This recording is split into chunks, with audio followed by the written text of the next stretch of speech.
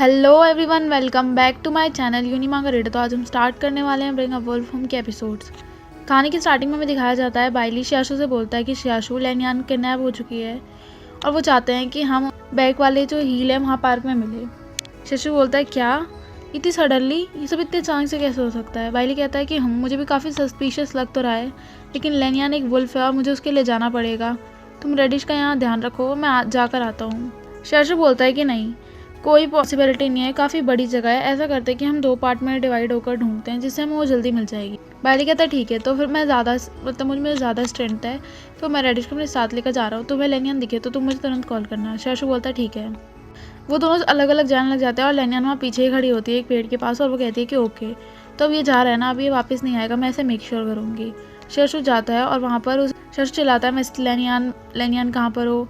और साइड से दूसरी तरफ से आवाज़ आ रहा होता है कि हेल्प शियाशु, मेरी मदद करो।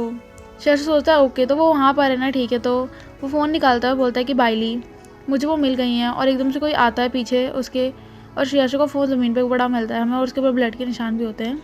बाइली साइड से बोल रहा था शियाशु क्या हुआ, क्या कुछ हुआ है, हेलो शियाशु क्या हुआ।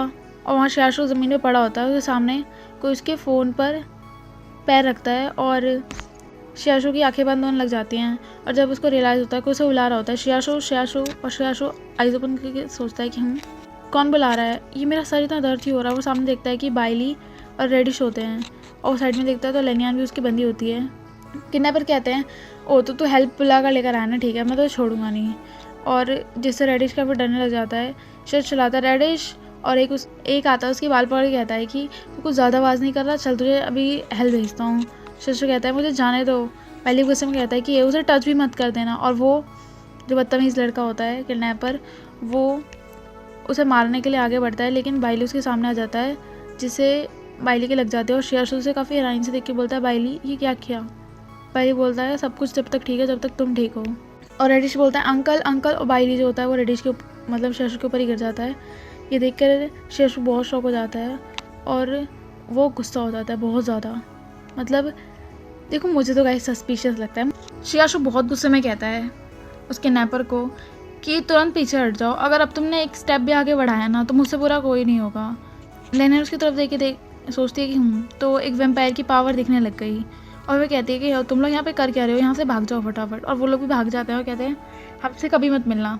शियाशु सोचता है 1 मिनट, ये चल क्या रहा है यहाँ पर, क्या ये किडनैपर नहीं थे? तो फिर मिस लेन जो है इनसे आराम से कैसे बात कर रही थी। फिर हमें हॉस्पिटल का सीन दिखाया जाता है जहाँ पर जो लेनियन होती है और बाइली की मॉम और बाइली की सिस्टर दिखाई जाती हैं। बाइली अभी भी हॉस्पिटलाइज होता है। शियाशु से देख के बोल रहा था कि बाइली तुमने ऐसा क्यों किया। बाइली की मॉम आके कहती हैं शियाशु ली को छोड़ दो। और ये सुनकर शियाशु सरप्राइज हो जाता है।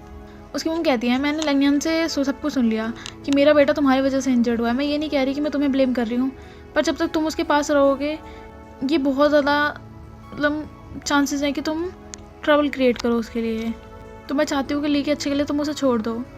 और ये सुनने के बाद शियाशु बहुत सैड हो जाता है और वो बाइली का हंसता हुआ फेस याद करता है जब उसने उसके लिए चोट खा ली थी, एकदम स्माइल करते हुए भी। फिर वो कहता है कि जो मिस बाय हैं वो बिल्कुल सही कह रही हैं, आखिरकार वो एक वेयरवुल्फ है, आखिरकार वो मुझे से वैम्पायर के साथ कैसे ही रह सकता है।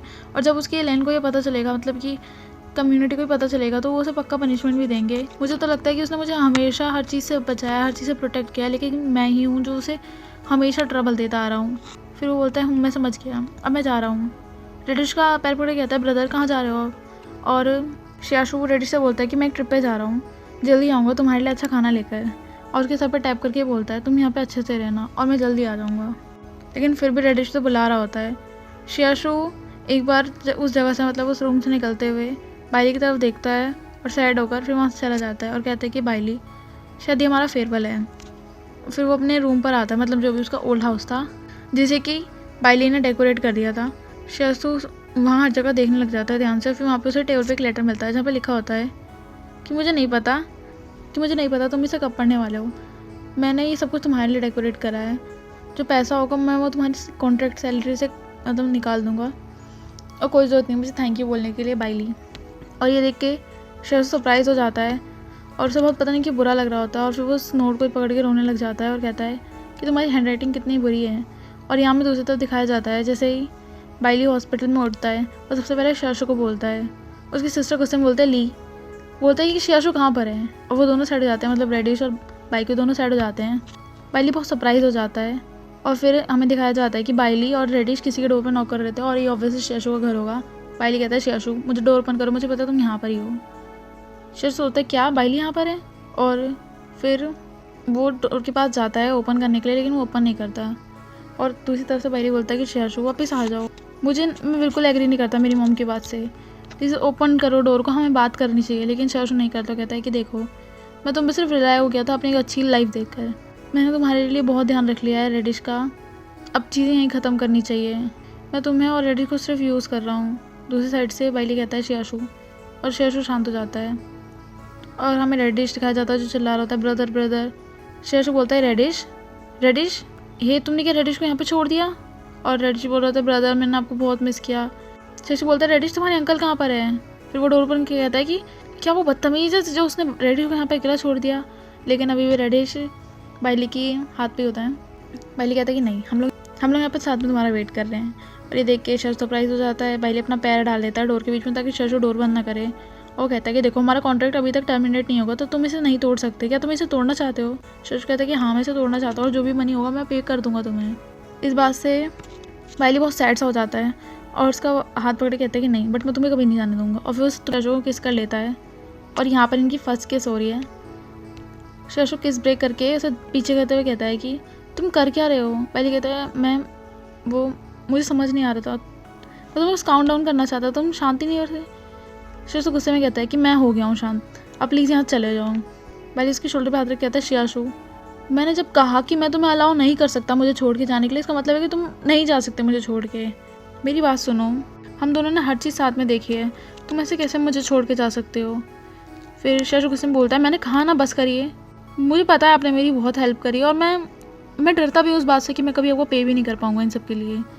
रेडिश उदास मन से कहता है कि ब्रदर प्लीज़ गुस्सा मत करिए, और शियाशु उसे भी मतलब पुश कर देता है और इससे रेडिश रोने लग जाता है। बाइली कहता है कि यार शियाशु मतलब तुम बच्चे के साथ ऐसा कैसे कर सकते हो, तुम्हें सच में मतलब ऐसा है कि तुम एक बच्चे को पुश कर रहे हो। शियाशु हेजिटेट होते हुए बोलता है कि नहीं अब तो तुम मिस लैन से वेडिंग करने वाले हो ना, तो जाओ तुम उनके पास जाओ और रेडिश भी उनका ध्यान उनके साथ ही रह लेगा। बाइली कहता है कि ओ तो तुम इस वजह से गुस्सा हो रहे हो। शियाशु कहता है शियाशु की बात सुन के बाइली कहता है कि शियाशु उसे पता है कि तुम एक वैम्पायर हो। इसे कहता है शियाशु सरप्राइज हो कि क्या। बाइली कहता है कि मैं उससे शादी करने के लिए इसलिए माना क्योंकि मैं चाहता था कि वो किसी को ना बताए और मैं इस प्रॉब्लम को फिक्स करूँ।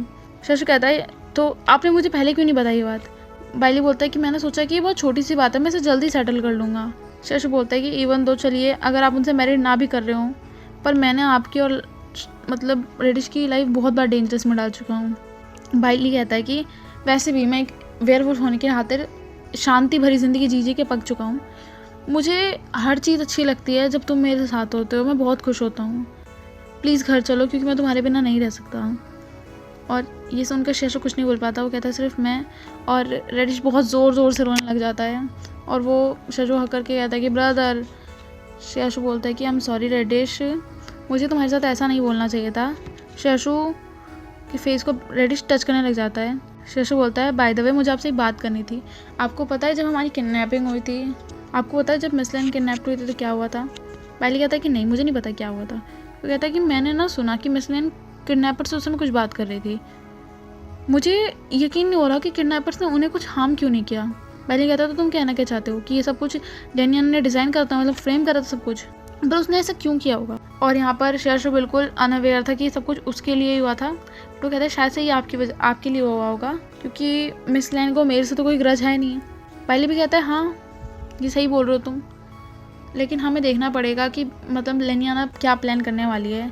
मुझे ऐसा लग रहा है कि ना अगर मैं जितना उसे प्रोवोक करूँगा वो मिस्टेक्स करती जाएगी, तो पहले हम घर चलते हैं उसके बाद हम इस बारे में सोचेंगे। शियाशु बोलता है कि वेल मैंने कब प्रॉमिस किया कि मैं आपके साथ वापस जाने वाला हूँ। इसे बाइली उसे देखने लग जाता है और उसके सर पे किस करते हुए बोलता है कि प्लीज़ अच्छे बनो ना, चलो मेरे साथ और इस मैटर को यहीं छोड़ दो। फिर हमें एक सीन में शियाशु कहीं जाते हुए दिखाई देता है। वो सोचता है कि मैं उसे कहकर आ गया कि घर पर रहना और मैं सब कुछ उस पर छोड़ के आ गया। अभी तो ऐसा फील होता है जैसे कि हमारा एक अंडरग्राउंड अफेयर चल रहा हो, क्योंकि मैं हर दिन उसके लिए खाना बनाना पसंद करता हूँ और मैं छुपके उसके घर जाता हूँ। शियाशु सोचता है कि ये तो मिस लैन है ना, ये यहाँ क्या कर रही है और यहाँ पर ये लोग लिन बोलती है कि ली ने मुझसे बहुत टाइम से बात तक नहीं किया और मुझे कांटेक्ट नहीं कर रहा, मुझे इग्नोर कर रहा है। मुझे लगता है कि लास्ट यही फॉर्म है कि मुझे उसे ड्रग देके प्रेग्नेंट होना पड़ेगा, मुझे अपने स्टेटस की कोई प्रॉब्लम नहीं है। शाशु बोलता है क्या? आज का एपिसोड यहीं एंड होता है, मिलते जल्दी नेक्स्ट एपिसोड के साथ। Bye bye guys.